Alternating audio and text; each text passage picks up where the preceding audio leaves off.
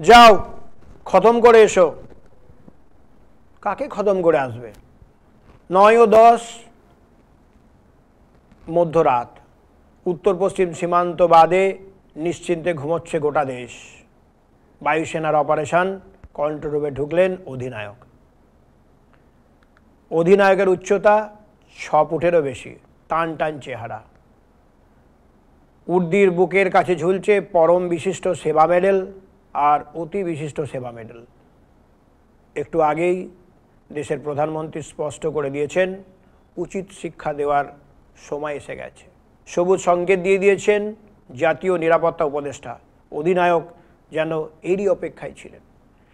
বায়ুসেনার operation control রুমে মধ্যরাতে তাই দীর্ঘ ছায়া। লড়াকু বিমান নিয়ে যুদ্ধে দক্ষ একদল বায়ু সৈনিক তৎক্ষণে উপস্থিত সেখানে।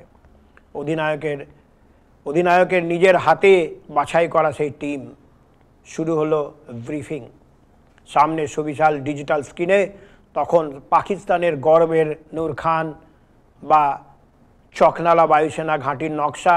অধিনায়ক বোঝাচ্ছেন নূর খান কেন পাক বায়ুসেনা মেরুদণ্ড। নূর খানেই আছে একাধিক স্কোয়াড্রন। আকাশে রিফুয়েলিংয়ের ব্যবস্থা গুরুত্বপূর্ণ ইউনিট। নূর খান পাক সেনাঘাঁটির কলেজও বটে এটা। নূর খানের অদূরেই পাক সেনাবাহিনী সদর দপ্তর, কাছেই স্ট্র্যাটেজিক প্ল্যান্স ডিভিশনের দপ্তর।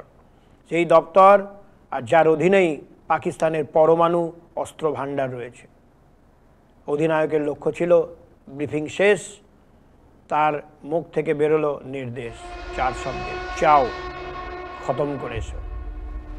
রাতের নৈশ শব্দ চিরে গর্জে উঠল একাধিক যুদ্ধ বিমান। ভোর তখন প্রায় 4টে। অধিনায়কের ঠোঁটের কোনায় এক চিলতে হাসি। নূর খানের সফল হামলা চালিয়ে ফিরেছে বীর ভারতীয় বায়ু সৈনিকের দল। ভয়ে থরথর কাঁপছে পাকিস্তান। নূর খান থেকে মাত্র 10-20 কিলোমিটার দূরে পাক রাজধানী ইসলামাবাদ। নূর খানে হামলা। ভারত কি তাহলে দেশের পরমাণু অস্ত্র ভাণ্ডারের কমান্ড ছিনিয়ে নিতে যায়? চোখে সর্ষে ফুল দেখছে মুনির, ভয়ে প্যান্ট ভিজে তখন তার। ভোর রাতে বহু দূরে ওয়াশিংটনে রিয়াদ বেজিংয়ের হটলাইনে চলছে তখন মুহুর্মুহু ফোন, ভারতকে থামান। মুনির চি করছে, ভয়ে গিয়ে ঢুকেছে পরমাণু অস্ত্রবিরোধী বাংকারে। মুনিরের অবস্থা তখন ওই সেই ভাইরাল ভিডিওর মতো। हे प्रभु, हे प्रभु, हे हरि राम कृष्ण जगन्नाथ प्रेमानंद, ये क्या हुआ? गलाव से पानी आ गया, गामछा भी खुल गया मेरा, लगती ये देखिए। गामछा भी खुल गया। এরপরেই মার্কিন বিদেশ সচিব মার্কো রুবিও ফোন সোজা মুনিরকে। মার্কিন বিদেশ সচিব আসলে জানতেন পাকিস্তান চালায় সেনাবাহিনী। রাজনৈতিক নেতৃত্বের সঙ্গে কথা বলে লাভ নেই। রুবিও মুনিরকে বলেন, মাথা নিচু করে ভারতের সঙ্গে কথা বলা শুরু করো। এরপর বাকিটা আপনারা সবাই জানেন। 10 তারিখ দুপুর 3:30 পার্ক ডিজিএমও ফোন করেন ভারতের ডিজিএমও লেফটেন্যান্ট জেনারেল রাজীব ঘাইকে। সংঘর্ষ বিরতির প্রস্তাব। অধিনায়ক তখন হাসছেন। অমরপ্রীত সিং, ভারতীয় বায়ুসেনা প্রধান, এয়ার চিফ মার্শাল, ওস্তাদের মার তাহলে ঠিক শেষ রাতে। ধন্যবাদ। আপনারা শুনছিলেন যে ভারতীয় যে air marshal, chief air marshal Amarpreet Singh এবং তার যে বাহিনী, তারা কিভাবে পাকিস্তানে আক্রমণের দিশা দিয়েছে।